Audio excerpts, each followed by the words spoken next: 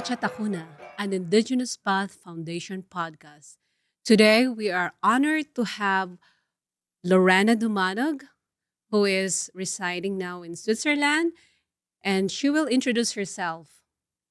That way, we will learn how we met and how we were able to come up with this podcast. Hi, Lorena. Thanks for joining us tonight. Tonight in your time zone, it's past 12 o'clock p.m. here in the U.S. How are you? Uh, here, greetings from Zurich.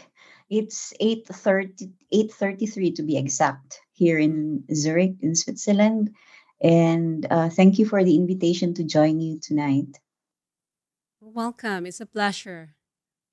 So, can you please tell us how we met? In our language, antumanin Yeah, kamantay nin sure. savat, and Sure. how are we able to come up with this idea of celebrating and exploring indigenous knowledge, and of course honoring the legacy of women in today's International Women's Month? Sure. S- uh, when were we in high school? In the 90s? Uh-huh. In the late 90s. Everything Long started at time St. ago. Vincent School, that is in Uh-huh. Bontoc, where we both attended high school, secondary education, right? Yes, that's true. But before that, we both come from our own indigenous communities. Hmm. Me from Sagada Mountain Province, and I also have to acknowledge that my upbringing has also been starkly influenced by the Bontoc culture, because I have mostly spent my basic education years there, elementary through high school. Hmm. So yeah, but basically, yeah, it's these indigenous roots and experiences that we've had that has connected us both again after how many years? That's true. And I think we were talking about the longing of connecting into our homeland. Like for me, I think I told you that here in the US, I felt like my rootedness is intensified as years pass by. And now that I have children, I felt that I have to go back for my kids to understand how I am raising them. At the same time, they will also realize that they have an identity and that they came from a very humble place. It makes me emotional to realize and appreciate what they have here in the US, because that's the only way to navigate the life here in the US is to realize how much my mother, my father didn't have all this stuff. So hopefully our children will come across with this podcast and say, siya putsi na narpuan ina. And for the listeners, I am from Belwang, Sadanga, Mountain Province, one of the barangay of Sadanga, and Sadanga is one of the municipality of Bontoc. So me and Lorena met back in high school, long time ago, and Lorena is one of those women students that we look up to. She's very humble and very down to earth. Knowing that we are staying in the dormitory. We were living with the nuns, and we saw Lorena, our neighbor, because I think our dormitory is close by to your place, and her mom Exactly. works in the elementary, right? She teaches in the School, yeah. elementary, and we realized that Lorena is one of those who excels in academic, and it gives us inspiration to also excel and try new stuff and be at par with our peers. So thank you, Lorena. You may or may not know that, but that's what happened. And now we're connected again. O, Yeah, di that's ba? right. Thank you so much for the very kind Aha, aha. description that you have given. But I Yeah. can only give that back to you. Actually in high school, Joanne was also excelling. academically, and I believe that went through until college. And yeah, that has then enabled her to work in a reputable institution after. Oh yeah, we also So went to the same university, right? We went to St. yes, Louis, right? right. Yeah, yeah. On in the See, same I department. can still remember. So Gosh. it's not just But you high are my school in the senior, end. that's why. You are my It's senior. So I also. always look up to you. I look Oh, up to you thank you until very much. now. I have to reach out to Lorena. I would give her a call. I didn't realize the difference of time zone, but she always responds. So thank you for that. I hope I didn't bother you that much. Always Yeah. a pleasure to hear Uh-huh, from uh-huh. you. Yeah, so And yeah, I mean, I'm also touched. uh-huh, uh-huh. I'm also touched by what you share, most especially the one where you posted about your no, high school graduation, and then you told vividly about how your mother has sacrificed a lot, and then she That's came to true. your graduation like barefoot or something. That's true. That's true. Yeah, and this has really struck a chord in my heart, because that's how women in our communities are like. We walk barefoot, like we feel the earth, That's true. we feel the rootedness to our land, and That's true. we consider our land sacred. Mm-hmm. And yeah, like and this also has something to do with what I intended to share um this evening. Mm-hmm. Like where do I so you told me you look up to somebody who is of our roots, like, That's right, right. like Uh-huh. one who is proud to wear the garbs that we have, one Mm-hmm. who identifies strongly in the culture. And I think this has come a long way, like when you said earlier, um when we were uprooted from our home country, from our culture, and then we came to the West, to the Western world, and we are faced with a lot of challenges, even um, our identity, questioning our own identity. Mm-hmm. And this has led me to also reflect on what am I, who am I, what can I offer the world, Mm-hmm. like in a lot of introspections and reflections. Like I have been so shaky at the very beginning. Like Uh-huh. I felt that I have to be like them. I have to fit in by being like them. Mm-hmm. But then in the end, I realized that it's okay to be different. It's okay to be not like them. It's okay to be me. And that has started everything to change within how I look at myself and how I look at where I am, and maybe also radiate this positive energy and inspire people to do the same, you know. But it has been quite a journey. And as you have said, on land, going back to the land, when I came here, like I was, especially when we were talking about Women's Month, and then all the models that we are presented were somebody or women who don't really look like us, That's true. right? Yeah. And then I went on to research, like we have to have models.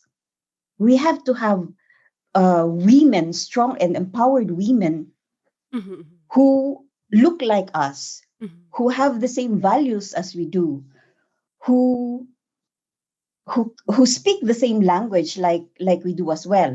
And Mm-hmm. that's when I came to the story of Petra Macliing. I Mm-hmm. read her the article on her from the Philippine Daily Inquirer, and I was so it got me really really inspired, and to say, yeah, I mean, we are strong, we are empowered, and we are complete. I don't have to, I don't have to be like somebody else in order to be strong. Mm-hmm. Like I am complete, and I am proud of. where I come from, of who I am. So for today, for those who are listening, we are going to do this podcast to honor the legacy of Petra. So, can you please tell us the story of Petra, Lorena?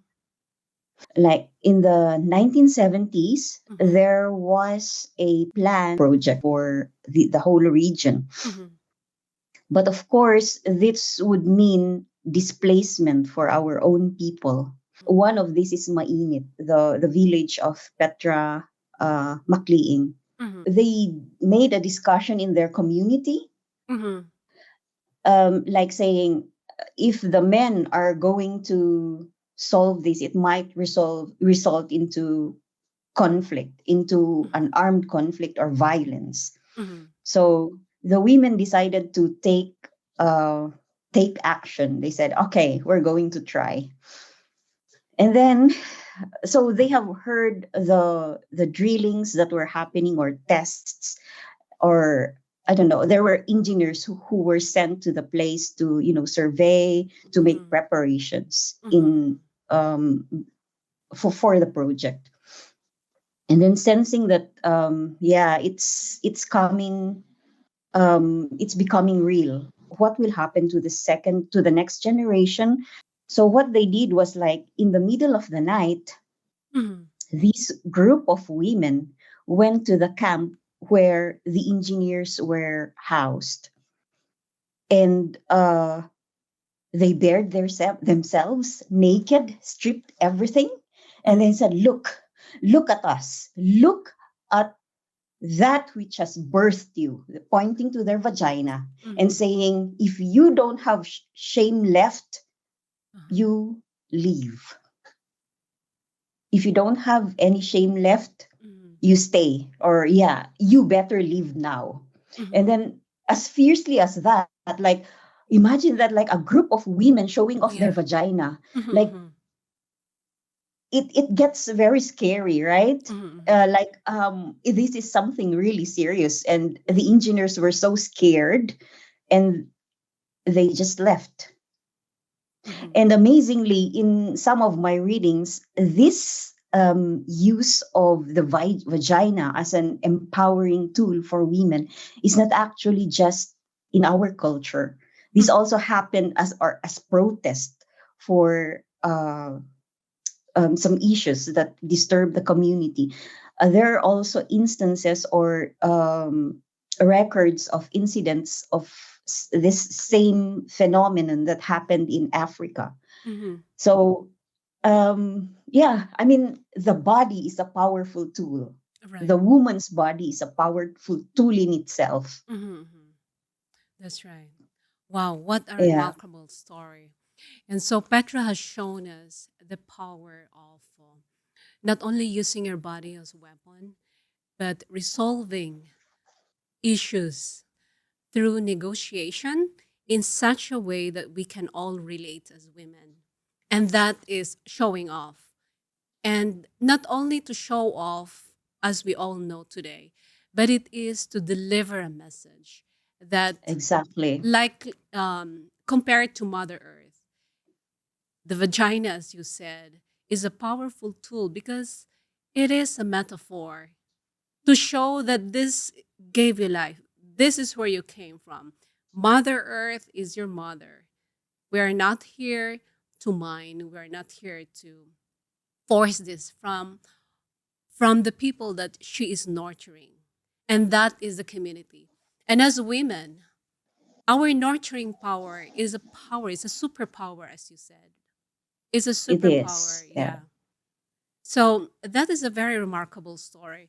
So, how did this story influence you and the advocacy that you do back in the country and as well as in your community in Switzerland? This is a I'm sure you said this is a very powerful and it has an in-depth impact on you as a woman. And Petra now is our model, and now knowing how powerful her act and the way she negotiated influenced me as well. So how will this moving on? How will this amplify your voice? How will this amplify your advocacy And similarly to our listeners, how would this story amplify us? First, like, this has led me to the realization that my body is powerful. Mhm, I can resist. I can convey a strong message with my body. mhm, And by saying body, I mean everything that comes with it, my thoughts, the values, the experiences that has been stored in this body mhm, are powerful.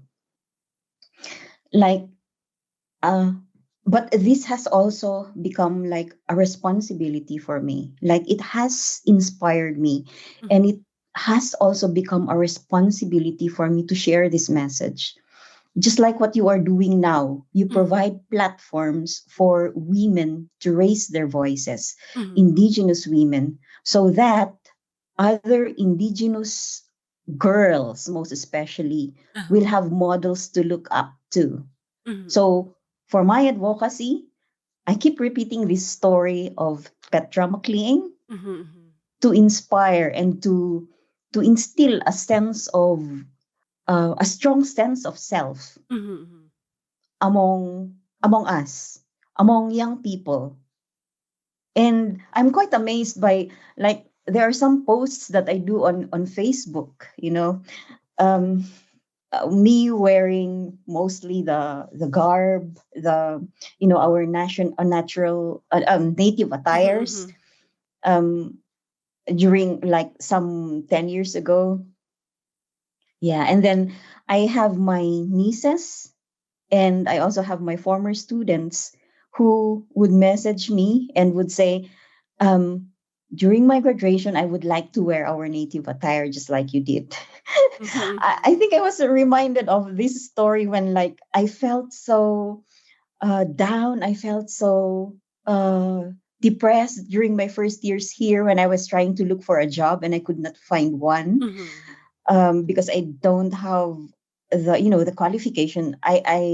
We are trained as teachers. We have had experiences of teachers, but their language here is German. So to be able to teach, you have to know how to speak German, and you have to have the local credentials.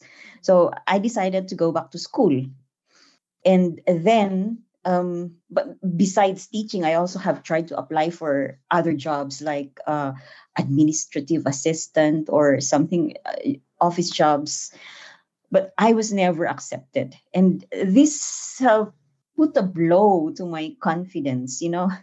My confidence went way, way too low. I was no longer earning my own money. mhm, Like, yeah, for the things that I would like to buy, I would mhm, have to ask my husband, and that was not me. That was not me. I was the one supporting my family, my brothers who were still studying, and that gave me so much pride. And now I could not for the life of me like ask for money, mhm, you know but but well, I had to. And and I said I have to go back to the school, I have to go back to the university. And on my graduation day, I'm going to wear my Filipiniana top and my native skirt. I have always pictured myself in this mhm, costume for all the years that I have been in the university. So mhm, mhm, my, the day is coming where I'm going to wear this native skirt and my Filipiniana top. And then the day came and I was so happy. And then I posted that on Facebook, and I had some girls coming to me saying, I like how you dressed yourself on your graduation day, and it looks so good and so elegant. I'm also going to wear this native attire.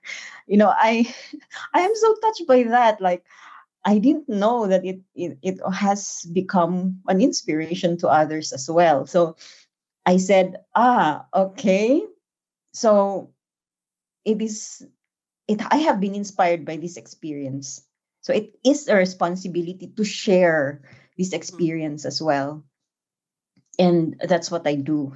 And yeah, just like your advocacy as well, use our voice to amplify this message, to bring out stories, more stories of our indigenous women which never found themselves on textbooks, on magazines, partly because our culture is our tradition is mostly oral, right? Mm, They are lived, but it's just us who know about this. The mhm. world has to know too. True, true. Yeah. Thank you so much, Lorena, for a very, very personal and deep sharing about yourself and your advocacy and how you're trying to amplify your voice, drawing inspiration from women, indigenous women like Petra. And as indigenous women, we always say this knowledge passed on from these women like Petra gives us that inner strength. We draw from them. We draw from other women like you. You don't know, but you're radiating inspiration by intentionally wearing your traditional uh, clothing, your traditional, um, be it, we call it the material culture that we have. It has to be intentional on your side. But to us, it's natural. Indigenous people, and specifically indigenous women, we strive to be not to be looked up to, but I think we strive to assert ourselves, not to overpower other people. But I think our attempt is to make sure that we share who we are. We want also to share that we can do our um, we can contribute to whatever it is that's going on. And like what you said, when you realize that you are starting over from zero, I can relate so much because that is our reality as a migrant, right? Yeah. That's our reality. And I know for all of us listeners, for all of you who can relate to this, we can always say 100% that is true. We have the grit, we have all that courage to go back and say, I'm going to start. And we can imagine, like you already imagine what clothes to wear, right? Yeah. Right. You already imagine that on that day, I want to celebrate. I am free. I can go back and be empowered again. And we are not only empowering ourselves, as you said, people depend on us. We carry people. We have an extended self. Our self is not me. We are not an individual as indigenous people. We carry our tribe, we carry our community, specifically our family. And so, whatever success we have, whatever failures we have, they share all of those. And I'm so proud to hear that from you, telling me that I don't have the local language. Okay, I will have to learn. I don't have the credentials. I go back to school. Didn't we complain? No. We said, I will have to restart. I share the same experience with you. That's why now that we have passed through the stage, it's like, did we even go through with that? It was a dream, right? Why? If our parents, if our mothers, and we as kids, we were walking the mountains barefoot, right? We didn't complain. We didn't complain. We Yeah. eat vegetable, the same vegetable every day. We have like meat, okay, we have fish, but on occasional basis. We didn't complain. So that is our pride. That is our strength because we survive regardless what we have. The least we have, we were able to move on with life, right? So Yeah. let's I go back actually to like you. uh-huh. Sorry. I actually like you pointing out or referring back to our life in the Cordilleras, in the Uh-huh. community where we come from. Like, yeah, you are definitely right. Life is hard, but it is this hardship that has given us the strength, who has polished our values, our skills as well. Like, I'm not going to give everything after having experienced all the hardships in that community, in the mountains, in the harsh, how do you call this? harsh realities of living in the mountain where, you know, we have a lot of problems geographically, erosion. I don't know, our roads are, um, especially back then, not easily accessed by the national highway, or there was already, but um, we are a bit far from the center of the Philippines. Mhm. So we had this, yeah, and life was not really easy. We have to farm till the land, in those terraces.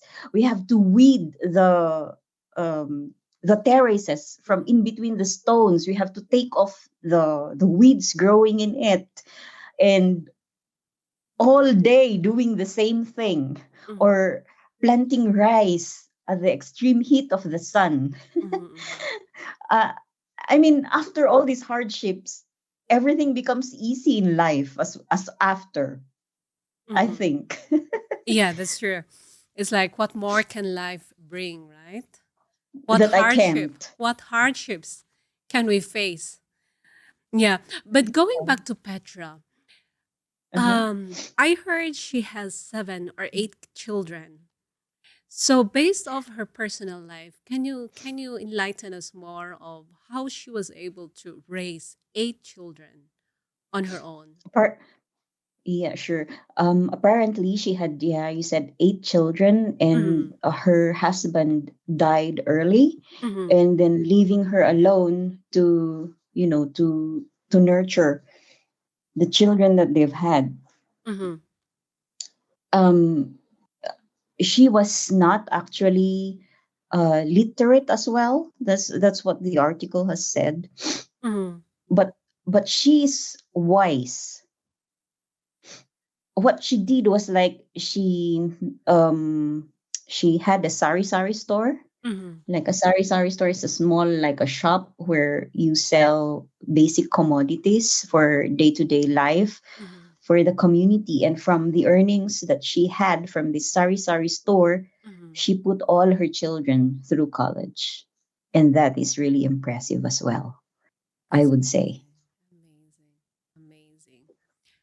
Very, very remarkable story, Lorena. So, is there any? Actually, Uh huh. Uh huh. actually, when I posted this on Facebook, like drawing inspiration from Petra Macliing, there's one that actually I know that I am connected with on Facebook, who is actually the grandchild of Petra Macliing. And she herself does not know that her grandmother was ever awarded internationally for her contribution. And then I said, it's a shame, like that you have to know about your grandmother through Facebook, that you not Mm-hmm. did not even read the article about her. Mm-hmm. But like I said, women in our community are very humble. They didn't like to grab the spotlight and say, look, this is what I do, this is what I've done, this is what I have accomplished. So Mm-hmm. this is also like an inspiration for us. Like, we do things not to get the spotlight, Mm-hmm. because it is a responsibility. It is for the good of our community. That's right. I agree. And this is our responsibility to tell her story and reach as many of Petra's ancestry or lineage, and to the rest of the world to know that we have heroines, we have models to look up to, we have women to look up to. And our mother, our ate, manang, our sisters, we can draw inspirations from them. I think the initiative should come from all of us to give time and ask, how are we as women? How are we as Igorot? How are we as Kankanaay? How are we as Ifugao, as Ikalinga, as Iabra? The indigenous women, the indigenous um, culture that we have is like based off from all these wisdoms that we have. how are we going to make this a reality and live even with these time tested generations? Because right now our attention span is like 3 seconds, about 5 seconds. So how do we have, or how do we contain such conversation to have that sense of knowing of where you came from? Where do you draw inspiration? And that's the reason why we're doing this. That's the reason why we're trying to have these conversations. Because, like what you said, you posting on Facebook about the legacy of Petra, you were able to touch one life, and accidentally it's part of her own lineage. And for me, Exactly. yeah, and for me, um, we are no longer in the academe. Like you are already Hmm. in this different field. You're right. I'm not in the academe. The academe part of us, is still in us. Did you notice that? I do like I still consider myself an educator. Yeah, we Yeah, still love teaching. We still love to share. And yeah, and so, to learn as yeah, well. this is That's amazing. true. This is amazing. I'm sorry. I'm coughing. The weather here is changing to spring. So, the wind is Mhm. here. So, yeah. But thank you. Thank you. That Petra Macliing's legacy extend far beyond her life, far beyond her generation. It reminds us that Indigenous women are powerful agents of change. Let's not underestimate that. Or women by nature, regardless if you're Indigenous or not. The message here is that we draw inspiration from the women in our lives who raised us, who nurtured us, and who loved us deeply that they can give their life. And that love extends to Mother Earth. That's the message that they want to deliver, that if we do not respect Mother Earth, if we don't respect all life, then we lose that nurturing innate in our heart. That's the message for us.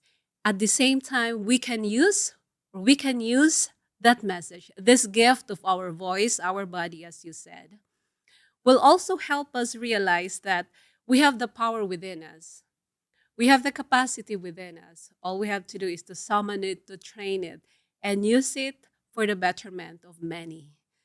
If we could reach Mhm. as many as possible, then we are creating change. So, thank you so much. And happy International Women's Day to you. Are we late or we're just on time? It's already 16? What is, That's very I well know, said, Joanne. the 8th is the exact day, right? For the women's celebration. Yes, exactly. But I mean, The this is 8th, the month. The whole it's month the is whole a month. There women's you go. month. Yeah, Yeah. yeah, So, yeah. it's really an honor for you, Lorena, to share this to all of us and to all our listeners. And thank you for tuning in to Chatahuna. And this is an Indigenous Path Foundation podcast. And I hope Lorana will consider joining us at iPath Foundation, because we know we are trying to link people who have the same and share values, share wisdom. And we both love education. We do. Yeah. We both love education. So thank you, and join us again next time. Unless do you still have a message for everybody, Lorena, for our listeners? Sure. Like, I am also inspired by your grit, like you said, like to come up with such a platform to um, enhance or to amplify Indigenous women's voices, Mhm.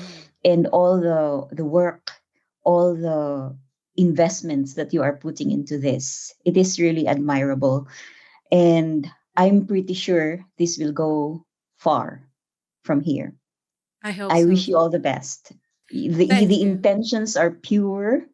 You have what it takes to carry it forward, and I'm wishing you all the best.